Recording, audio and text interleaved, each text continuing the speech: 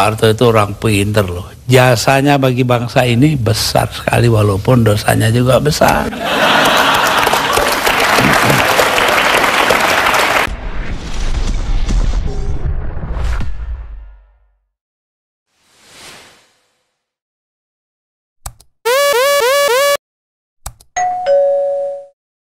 Apakah benar sampai saat ini Gus Dur belum menerima pencopotannya secara paksa tadi? Loh.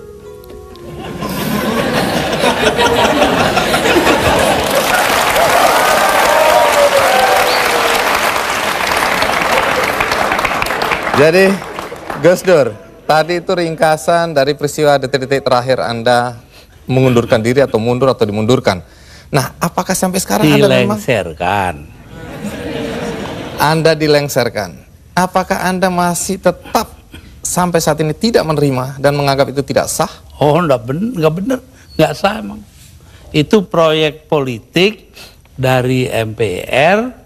Karena itu Amin Rais tidak merasa perlu memberitahu saya. Iya, dulu Anda atau sampai sekarang bahkan Anda tetap menganggap itu sebagai pelanggaran konstitusi. Pelanggaran apa sebenarnya? Pelanggaran konstitusi karena di situ ada insubordinasi. Insubordinasi itu siapa yang mimpin? Yang mimpin Kapolri Bimantoro dan Panglima TNI namanya Widodo AS, sekarang Menko. Udah itu apa adanya saya omongin. Tapi begini Gus, setelah Anda merasa itu tidak sah, tapi toh kenyataannya Gus Dur digantikan oleh Megawati, kemudian sekarang kita punya presiden namanya SBY, semua berjalan normal saja. Lalu apa negatifnya bagi bangsa dengan pencopotan Anda tadi? Bukan soal bangsa, ini soal hukum. Saya dilengserkan secara politis, secara hukum belum pernah dibuktikan saya bersalah. Yang bersalah bahkan pansusnya DPR yang dipimpin oleh sekarang Menteri Sosial Bakhtiar Hamzah. Yaitu menurut undang-undang pansus-pansus itu harus tutup pintu supaya nggak didengar orang dari luar. Tapi oleh Bakhtiar Hamzah dibuka 10 cm, di situ berjejer-jejer lah tipnya wartawan. Nah kan, waduh, semua yang ada dalam sidang diketahui dunia luar. Itu pula yang membuat saya, oh ya kalau gitu mereka maksudnya melengserkan saya dengan segala cara. Hukum nggak hukum. Tapi sesudah itu apa upaya yang Anda lakukan? Nggak ada, sebab penakut bangsa ini. Kenapa Anda bilang penakut? Bangsa ini penakut karena tidak mau bertindak kepada yang bersalah. Akhirnya gak ada yang ditindak toh.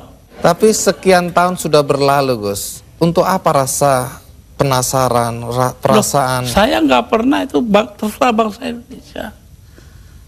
Saya itu memaafkan semua sampai istri saya marah kepada saya karena saya pergi ke rumah Megawati.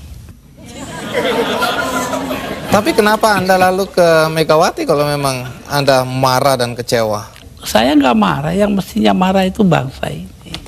Mereka diem aja lah, kenapa saya jadi ribut? Saya nggak mau ribut. Baik, Gus Dur. Tapi disuruh, memandang itu benar nggak bisa dong. Orang kan ada batasnya. Antara benar dan salah. Jadi yang benar dalam hal ini istri saya.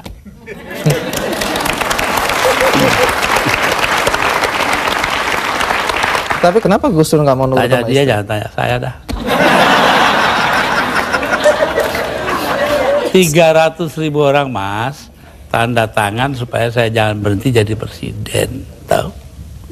Tapi saya bilang, daripada bangsa ini pecah dalam pertempuran, darah mengalir karena saya, mendingan saya lengser aja deh. Nah itu. Tapi omongan ini kan dibilang omongan ngawur Gus. Karena faktanya ketika Anda bilang nanti jutaan orang akan datang masuk Jakarta, orang-orang dari Jawa Timur. Begitu ditunggu-tunggu nggak datang. Saya yang nahan kok.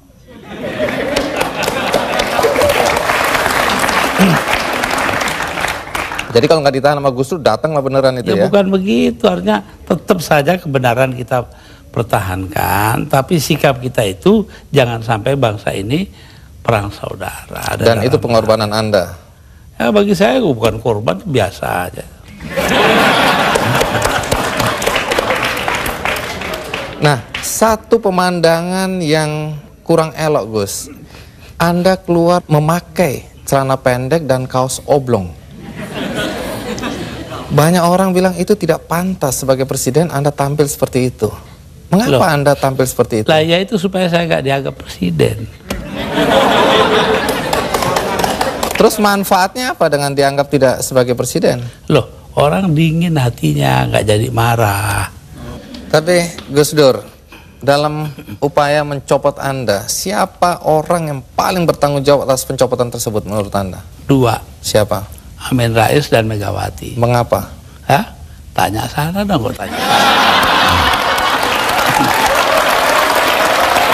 Nah, kalau memang Megawati dan Amin Rais dianggap orang yang paling bertanggung jawab atas pencopotan Anda, apakah Anda dendam sama mereka? Lah, ngapain dendam sama Amin? Artinya Gus Dur sudah melupakan itu, sudah memaafkan. Maafkan, lupa sih enggak. Nah, pernahkah setelah peristiwa ini, apakah itu Megawati atau Amin Rais datang ke Anda untuk meminta maaf? Enggak ada. Mereka merasa dirinya benar, ya sudah. Besok-besok akan terbukti oleh bangsa ini sendiri kok. Pernyataan ini agak bertentangan dengan kenyataan bahwa kelihatannya Gus Dur sama Pak Amin Rais sama Ibu Megawati akur-akur aja, rukun-rukun aja. Saya di dunia ini yang pantas pemimpin Indonesia ya, yang pantas jadi musuh saya cuma satu, Mas. Siapa itu? Pak Harto. Artinya tapi apa itu pun saya di raya masih ke sana. Masih jadi teman baik saya. Artinya apa itu? Artinya saya nggak punya musuh dong di Indonesia.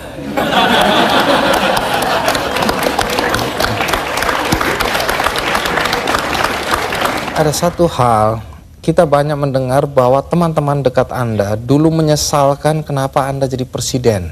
Anda sebenarnya lebih layak menjadi guru bangsa, nggak usah ikut campur dalam perpolitikan yang nggak jelas itu.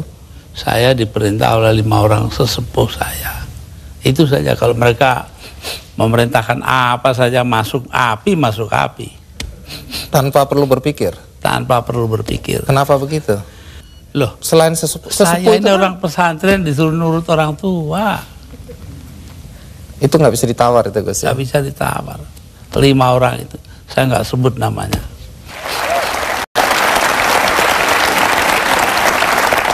Ya, Gus Dur, dalam 20 bulan sebagai presiden, prestasi apa saja sih yang sudah dicapai? Saya itu menjadi presiden di saat Indonesia menghadapi bahaya akan terurai. Kelompok-kelompok separatis ada di mana-mana. Jadi saya berangkat keliling-keliling dunia itu 80 kali dalam 20 bulan. Jadi 4 kali 1 bulan. Itu tugas saya cuma satu. Apa? Yaitu membuat supaya integritas wilayah Indonesia ini tetap. Itu aja, nggak ada pikiran lain toh saya. Tapi ada yang menuduh. Dan ternyata berhasil toh. Kita tetap satu negara hari ini. Jadi Gus Dur merasa itu karena jasa Gus Dur? Bukan, artinya tugas saya begitu. Perkara saya berjasa itu adalah soal kedua. Tapi ada yang menuduh bahwa Gus Dur ini sebenarnya menggunakan aji mumpung. Mumpung jadi presiden, dibayari negara, keliling jalan-jalan. Allah nanti sejarah akan membuktikan. Tapi Gus Dur, perjalanan Anda itu menelan biaya sampai 52,7 miliar. Ya, tapi eksistensi Indonesia sebagai satu negara harganya jauh lebih tinggi. Jadi nggak bisa dipersoalkan itu biaya. Nggak bisa dipersoalkan. Loh, kalau enggak kan udah dipakai oleh orang-orang brengsek itu.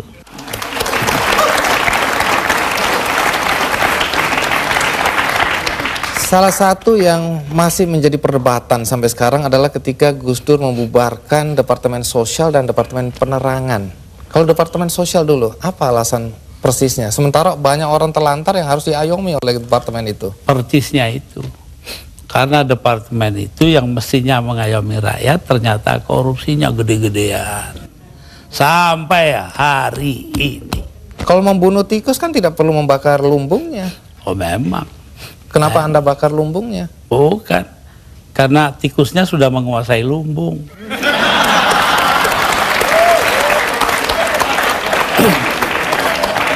Depan dibubarkan. Kalau Depan jelas. Akibatnya sekarang pers itu sangat tidak terkontrol.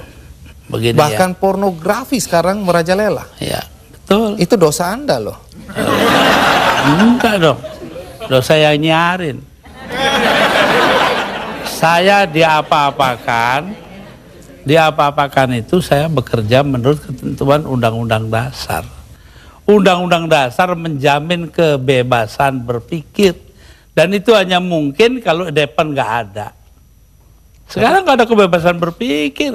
Tapi kalau kebebasannya seperti sekarang nggak ada yang kontrol, Gus. Loh, Siapa ya aja bisa. kita kontrol nanti dong. Siapa yang mengontrol? Ya antara kita aja. Kenapa sih masyarakat juga penting peranannya kok? Memang hanya pemerintah aja.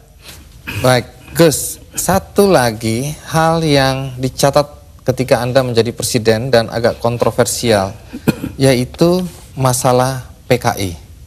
Banyak orang begitu khawatir ketika Anda dulu mencabut TAP MPR nomor 25 MPRS 1966. Sebab bertentangan dengan Undang-Undang Dasar, Mas. Tapi itu ada kesan pembelaan Anda terhadap orang-orang ex-PKI Ya dan keluarganya. terserah, kesan nggak kesan terserah. Apa alasan Yang Anda? terpenting itu bahwa tugas mengucilkan PKI itu bukan tugas negara. Itu yang penting. Apa artinya pemisahan agama dari negara kalau negara ngurusin segala hal? Padahal yang menentang PKI kan cuma beberapa gelintir orang aja. Jadi Anda tetap merasa bahwa apa yang Anda lakukan mencabut TAP MPR itu benar? Benar karena bersamaan dengan Undang-Undang Dasar gitu loh. Kenapa? Karena memang Undang-Undang Dasarnya begitu, mau diapain? Begitu itu bagaimana? Ya melindungi semua. Ya itu hasil daripada 7 abad lamanya kita berpancasila tanpa nama, yaitu yang dinamakan Bhinneka Tunggal Ika. Berbeda-beda tapi satu tujuan. Nah ini yang penting kita ngelihatnya dari situ. Kalau belakangan ini ada kekhawatiran PKI akan bangkit? Kenapa takut? PKI aja ditakuti.